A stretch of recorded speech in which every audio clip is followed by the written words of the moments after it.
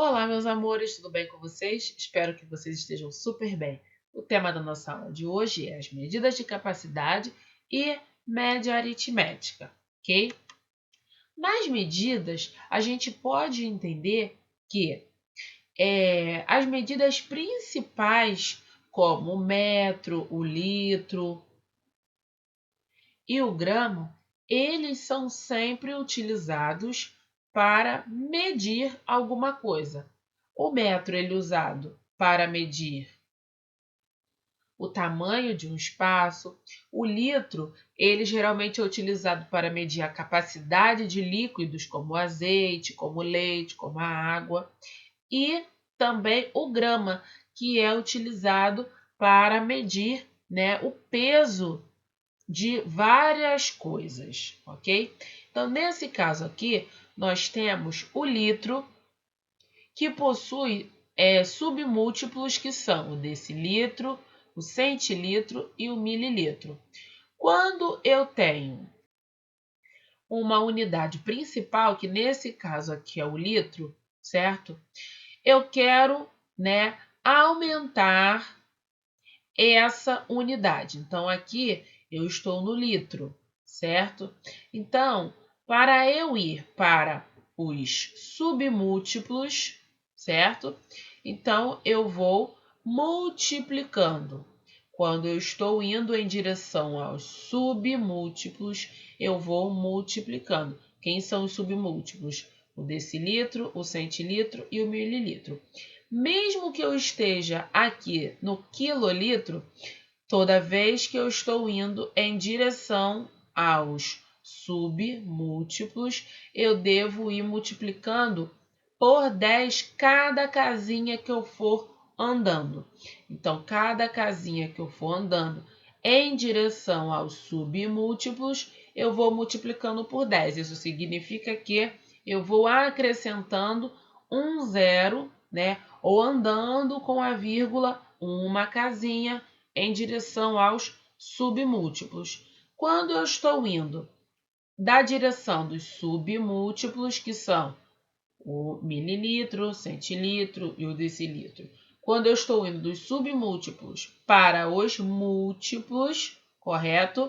Então, eu tenho que ir dividindo por 10. Então, cada casinha que eu for mudando, eu tenho que ir dividindo por 10, ok? Fazendo, né, na prática, fica muito mais fácil do que, né, na teoria. Vamos tirar essa dúvida. A principal medida de capacidade usada no dia a dia é o litro. Ele é utilizado geralmente para medir o volume de líquidos e gases. Essa unidade de medida é bastante comum no dia a dia, pois o leite, o refrigerante, a água, entre outros líquidos, são sempre medidos em litros. O litro possui também múltiplos, que são os decalitros, hectolitros e o quilolitros. A gente pode observar o quê? Que as medidas principais, né, são as palavrinhas litro, metro e grama. E os múltiplos e os submúltiplos, eles não mudam esse iniciozinho, ele só muda o iniciozinho da palavra, não muda, ele só muda somente a unidade principal. Então, aqui nesse caso, aqui eu tenho decilitro, que está se referindo a medidas de capacidade.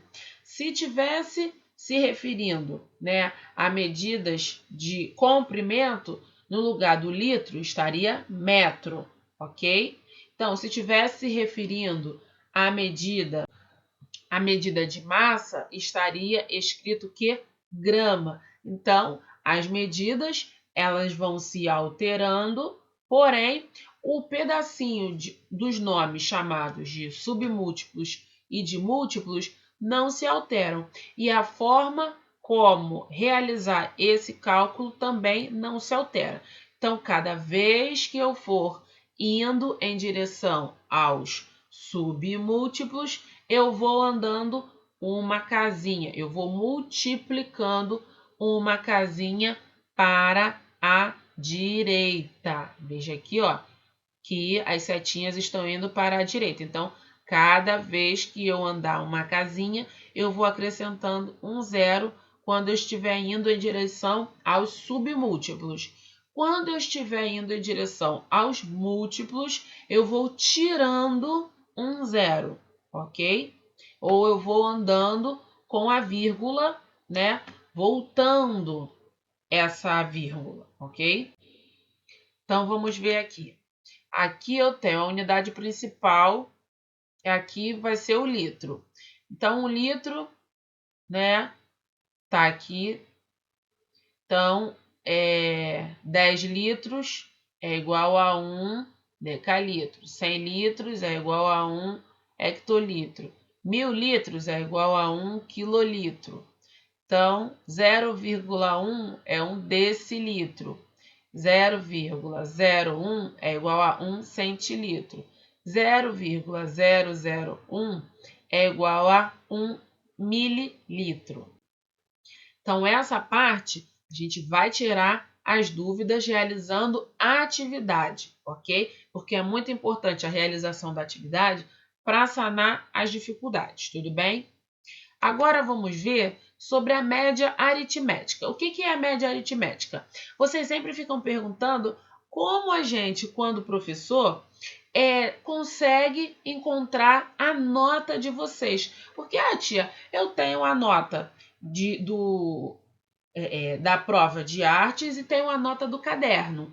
A nota da prova vale 7 e a nota do caderno vale 3. Juntando as duas, vai dar 10. 7 com 3 vai dar 10. Mas no ano passado, a gente tinha a parte de matemática dividido. Como? A gente tinha uma nota para matemática, para a parte de cálculos e uma parte para conceituação. Então, o que era feito? Você fazia, né, uma prova de cada uma de conceituação e uma de cálculos, correto? Depois soma-se essas duas notas. No final que você somou essas notas, divide-se essas notas pela quantidade de notas que se tem. Então, se eu tenho cálculos e conceituação, eu vou pegar a nota de cálculos com a nota de conceituação e vou juntar. Juntei as duas, vamos supor que a nota de cálculos tinha dado 5. A nota de conceituação tinha dado 7. Então, 5 com 7 vai dar 12. Então, as duas juntas dão 12. Para eu encontrar a média, eu tenho que dividir pela quantidade de matérias, que são duas matérias, cálculos e conceituação. Então, 12 dividido por 2 vai dar o quê? 6. Então, mesmo que esse aluno tenha tirado uma nota baixa na nota de cálculos, por conta da nota de conceituação que foi somada junto, ele conseguiu ficar na média.